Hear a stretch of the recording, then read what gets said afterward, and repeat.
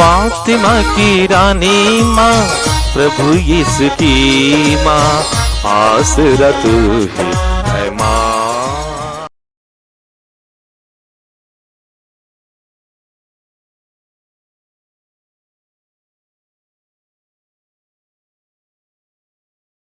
पहला पाठ प्रेरित चरित अध्याय 13 पद संख्याएं 13 से 25 तक। पौलुस और उसके साथी नाव से चलकर पाफोस से पंफलिया के पर्जे पहुँचे। वहाँ यूहन्ना ने उन्हें छोड़ दिया और वह यरूशलेम लौटा। पौलुस और बरनबास पेरजे से आगे बढ़कर पिसिदिया के अंताकिया पहुँचे। वे विश्राम के दिन सभागृह में जाकर बैठ गए। संहिता तथा नबियों का पाठ समाप्त हो जाने पर सभागृह के अधिकारियों ने उन्हें यह कहला भेजा, भाइयों, यदि आप प्रवचन के रूप में जनता से कुछ कहना चाहें तो कहिए। इस पर पौलुस खड़ा हो गया और हाथ से उन्हें चुप करने का संकेत कर बोला, इस्राएली भाइयों और ईश्वर भक्त सज्जनों, सुनिए। इस्राएली प्रजा के ईश्वर ने हमारे पूर्वजों को चुना, उन्हें मिस्र देश में प्रवास के समय महान बनाया और वह अपने भुजबल से उन्हें वहां से निकाल लाया। उसने 40 वर्ष तक मरुभूमि में उनकी देखभाल की। तब उसने कनान देश में 7 राष्ट्रों को नष्ट किया और उनकी भूमि हमारे पूर्वजों के अधिकार में दे दी। लगभग 450 वर्ष बाद वह उनके लिए न्यायकर्ताओं को नियुक्त करने लगा और नबी सामुएल के समय तक ऐसा करता रहा। तब उन्होंने अपने लिए एक राजा की मांग की और ईश्वर ने उन्हें बिन्यामीन वंशी कीश के पुत्र शाऊल को प्रदान किया, जो 40 वर्ष तक राज्य करता रहा। इसके बाद ईश्वर ने दाऊद को उनका राजा बनाया और उनके विषय में यह साक्ष्य दिया, मुझे अपने मन के अनुकूल एक मनुष्य यसे का पुत्र दाऊद मिल गया है। वह मेरा सभी इच्छाएं पूरी करेगा। ईश्वर ने अपनी प्रतिज्ञा के अनुसार उन्हीं दाऊद के वंश में इस्राएल के लिए एक मुक्तिदाता अर्थात यीशु को उत्पन्न किया है। उनके आगमन से पहले अग्रदूत यूहन्ना ने इस्राएल की सारी प्रजा को पश्चाताप के बपतिस्मा का उपदेश दिया था। अपना जीवन कार्य पूरा करते समय यूहन्ना ने कहा, तुम लोग मुझे जो समझते हो मैं वह नहीं हूँ, किंतु देखो मेरे बाद वह आने वाले हैं जिनके चरणों के जूते खोलने के योग्य भी मैं नहीं हूँ। प्रभु की वाणी। ईश्वर को धन्यवाद। भजन अनुवाक्य। हे प्रभु, मैं सदा ही तेरी कृपा का गीत गाता रहूंगा।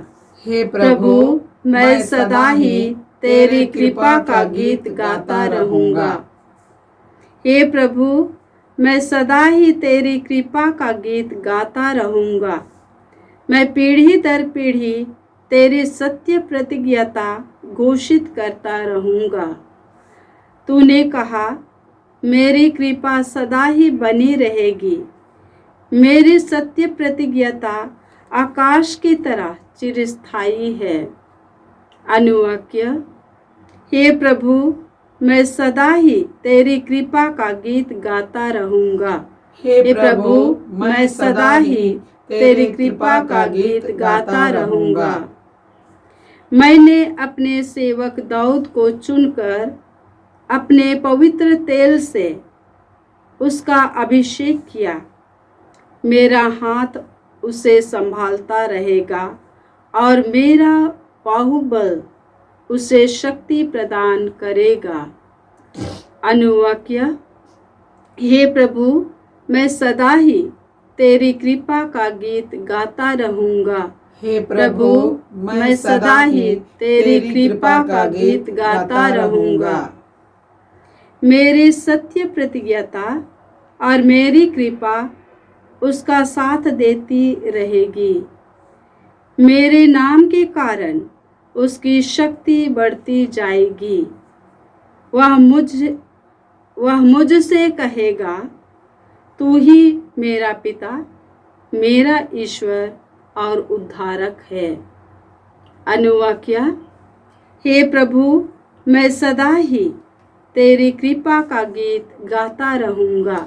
हे प्रभु, मैं सदा ही तेरी कृपा का गीत गाता रहूँगा। जय घोष। हालेलुया। हे यीशु मसीह, आप विश्वसनीय साक्षी और मृतकों में से पहले उठे हैं। आपने हमें प्यार किया और अपने रक्त से हमें पाप से मुक्त किया है। हालेलुया।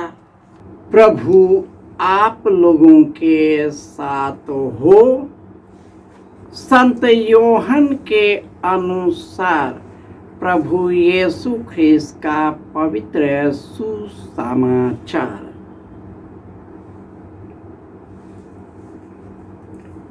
अध्याय 13 पद संख्याएं 16 से 20। और शिष्यों के पैर धोने के बाद यीशु ने उनसे यह कहा, हे मैं प्रभु, तुमसे तेरी कह महिमा देता हो। हूँ, सेवक अपने स्वामी से बड़ा नहीं होता, हे ख्रिस्त, वरना तेरी स्तुति भेजा हो। हुआ उससे जिसने उसे भेजा है। यदि तुम ये बातें समझकर इनके अनुसार आचरण करोगे तो धन्य होगे। यह मैं तुम सबों के विषय में नहीं कह रहा हूँ। मैं जानता हूँ कि मैंने किन किन लोगों को चुना है, परंतु इसलिए हुआ कि धर्म ग्रंथ का कथन पूरा हो जाए। जो मेरी रोटी खाता है उसने मुझे लंघी मारी है। अब मैं तुम्हें पहले ही बताता हूँ, जिससे ऐसा हो जाने पर तुम विश्वास करो कि मैं वही हूँ। मैं तुमसे कह देता हूँ, जो मेरे भेजे हुए का स्वागत करता है वह मेरा स्वागत करता है, और जो मेरा स्वागत करता है वह उसका स्वागत करता है जिसने मुझे भेजा है। यह प्रभु का सुसमाचार है। ख्रिस्त में प्यारे भाइयों और बहनों, ईश्वर की सत्य प्रतिज्ञता सदा सर्वदा बनी रहती है। वह आकाश की तरह चिरस्थायी है। उसने दाऊद को चुनकर अपने पवित्र तेल से अभिषिक्त किया है और उसके वंश में एक ऐसा राजा उत्पन्न किया है जिसका राज्य का कभी अंत नहीं होगा। वही प्रभु यीशु इस संसार में आए और उसने लोगों से कहा कि सेवक अपने स्वामी से बड़ा नहीं होता, न भेजा हुआ उससे जिसने उसे भेजा है। जो मेरे भेजे हुए का स्वागत करता है वह मेरा स्वागत करता है, और जो मेरा स्वागत करता है वह उसका स्वागत करता है जिसने मुझे भेजा है। पौलुस और सिलास दोनों विषम परिस्थितियों में भी यीशु का साक्ष्य देता है और लोगों को धर्म ग्रंथ का मर्म समझाता है। उन्होंने बताया कि किस प्रकार ईश्वर ने हमारे पूर्वजों के द्वारा जो भी कुछ कहा था सब कुछ यीशु में पूरा हो गया है। मैं वही संदेश सुना रहा हूँ जो धर्म ग्रंथ में लिखा गया है, और हमारे पूर्वजों से जो कुछ कहा यीशु में पूरा हो गया है, परंतु लोग सुनते नहीं, उनके अपने लोग ध्यान देते नहीं। यीशु को उन्होंने ठुकराया क्योंकि उनको अपने पूर्वजों के कही हुई बातों पर विश्वास नहीं था।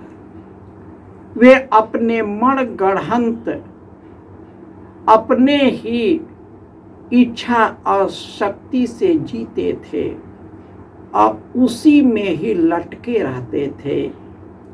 वे सांसारिकता से भरे हुए थे और सांसारिकता उन्हें ईश्वर से दूर ले गया था, और वे लोग बार बार यीशु के शिष्यों को तंग करते हैं, लोगों को उभारते हैं, उनको मार डालने का षड्यंत्र करता है। परंतु पौलुस, बरनबास और सिलास लोगों के सामने खड़े होते हैं और इस तरह संत पौलुस लोगों को शांत करने के लिए कहते हैं और बड़े ही अच्छी तरह यीशु के सब कार्य को बताता है। उन्होंने पिता ईश्वर की इच्छा को बताया, किस प्रकार उन्होंने इब्राहिम को चुना, कैसे उसके वंशजों को चुना, किस प्रकार उन्होंने उसके वंशजों को कनान देश लाया, कैसे अन्य देशों को परास्त किया, उन्हें बलिष्ठ बनाया, उनके वंशजों में राजा बनाया, परंतु वे सभी सांसारिकता में भटक गए। वे जो यीशु को सुनते और उसका पालन करते हैं वे पिता को प्यार करते हैं, और जो पिता को प्यार करते हैं पुत्र भी उसे प्यार करता है, अपनी कृपा सदा सर्वदा बना रहता है।